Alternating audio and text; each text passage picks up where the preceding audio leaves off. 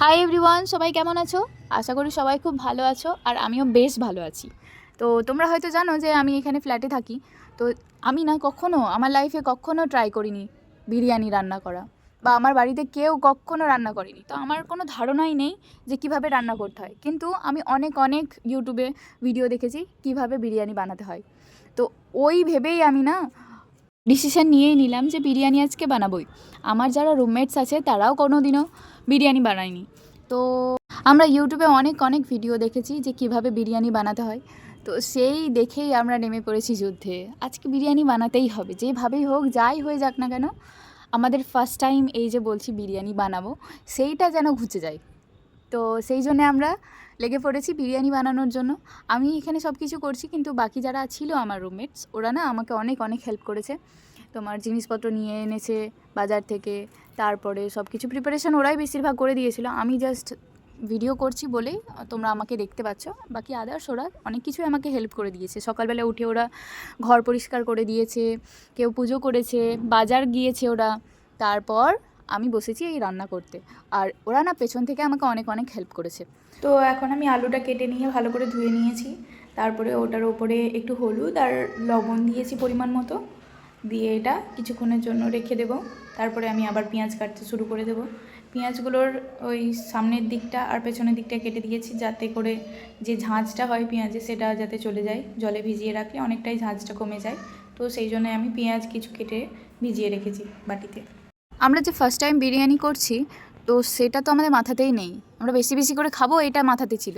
তো সেই ভেবে আমরা 1 কিলো মাংস আর 750 কি 1 কিলোই মনে হয় চাল নিয়েছিলাম, বাসমতি চাল।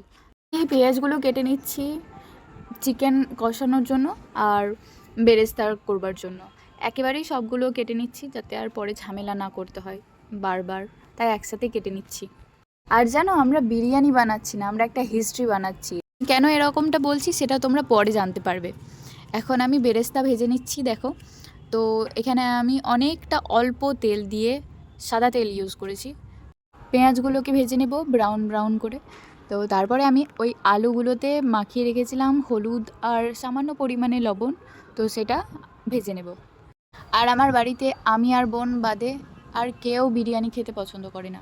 তো সেই জন্যেই বিরিয়ানি আমাদের বাড়িতে কোনো দিনও হয়নি।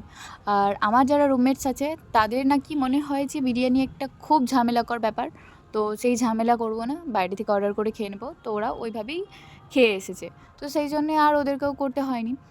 পেঁয়াজগুলোকে একটু ব্রাউন ব্রাউন করে ভেজে নিলাম। তো ওই তেলেই আমি আবার আলুগুলোকে ভেজে নেব।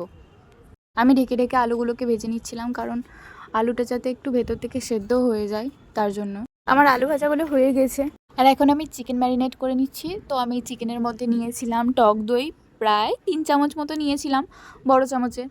আর নিয়েছিলাম হচ্ছে জিরে গুঁড়ো, ধনে গুঁড়ো, লঙ্কা গুঁড়ো, কাশ্মীরি লঙ্কা গুঁড়ো, তারপরে হালকা একটু সর্ষের তেল, লবণ, কাসুরি মেথি, এগুলো সব দিয়ে আমি ভালো করে ম্যারিনেট করে নিচ্ছিলাম।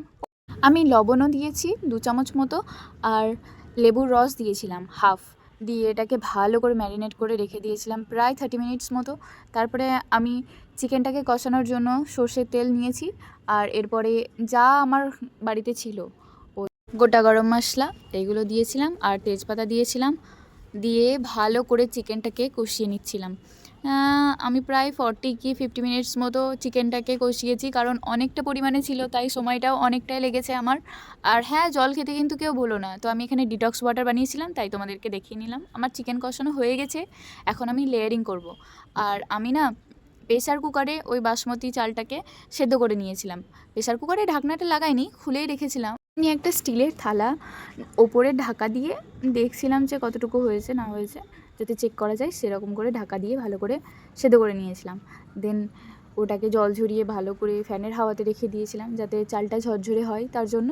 দিয়ে এখন দেখো আমি লেয়ারিং করছি। তো ইউটিউব দেখেই শেখা আমার, যদিও। তো ওইভাবেই আমি করার চেষ্টা করেছি। খুব কষ্ট হয়েছিল আমাদের এই 5 লিটারের প্রেসার কুকারে এত কিছু একসাথে। আমাদের তো মাথা খারাপ হয়ে যাচ্ছিলো যে হবে আদতেও কি না। তো ফার্স্টে আমরা ভেবেছিলাম যদি না ধরে তো চিকেন কষাটা রেখে দেবো, ভাতগুলো ওপর থেকে ছড়িয়ে দিয়ে হয়ে যাবে। তো যাই হোক, সবগুলো এঁটে গেছিলো, অসুবিধা কিছু হয়নি। তো ফার্স্টে আমি চিকেনের যে ঝোলটা ছিল অল্প মতো সেটা আমি নিচে দিয়ে দিয়েছিলাম। তারপরে আমি ঘি দিয়েছিলাম, যেটা আমি দেখাতে পারিনি তোমাদেরকে। তো ঘি দেওয়ার পরে ভাতগুলো দিয়ে দিয়েছিলাম, তারপরে চিকেন, তারপরে আবার ভাত, তারপরে চিকেন, আলু, ডিম সবগুলো দিয়ে দিয়েছিলাম। তারপরে বেরেস্তাগুলো ওপর দিয়ে ছড়িয়ে দিয়েছিলাম, কাজু দিয়েছিলাম, কিশমিশ দিয়েছিলাম।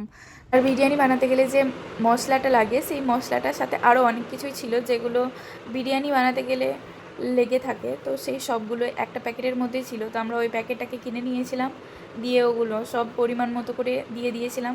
আর বিরিয়ানি দিয়েছিলাম স্টিমে 45 মিনিট মতো। তো 2000 years later.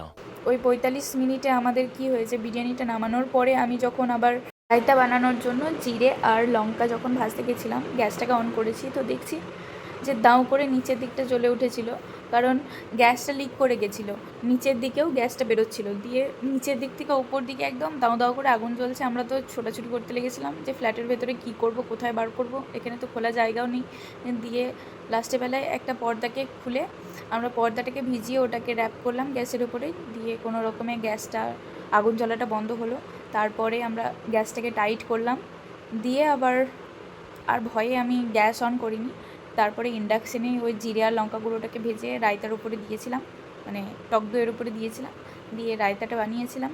আর এইটা হচ্ছে আমার বিরিয়ানির লুক, যেটা দেখতে অতটাও ভালো হয়নি, তবে খেতে খুব সুন্দর ছিল। আর খুব যে প্রফেশনাল বা প্রো লেভেলের করতে পেরেছি তাও নয়, খাবার মতনই ছিল, তবে হ্যাঁ ফার্স্ট টাইম মতো ভালোই ছিল।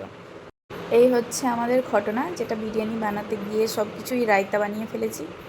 আর বিরিয়ানি খাওয়ার পরে পরে আমি তো ঘুমিয়ে গেছিলাম।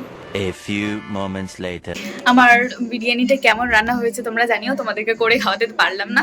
তো আশা করি সবার ভালো লেগেছে, আর আমারও ভালোই লেগেছে। খুব বেশি দেখতে গ্ল্যামারাস হয়নি, তবে টেস্টি ছিল। হ্যাঁ, তো আমার এই ভিডিওটা যদি ভালো লেগে থাকে তো please like, comment, share and subscribe করতে ভুলো না, প্লিজ করে দিও। আর আমি রেগুলার ব্লগ দেওয়ার চেষ্টা করব। বাই।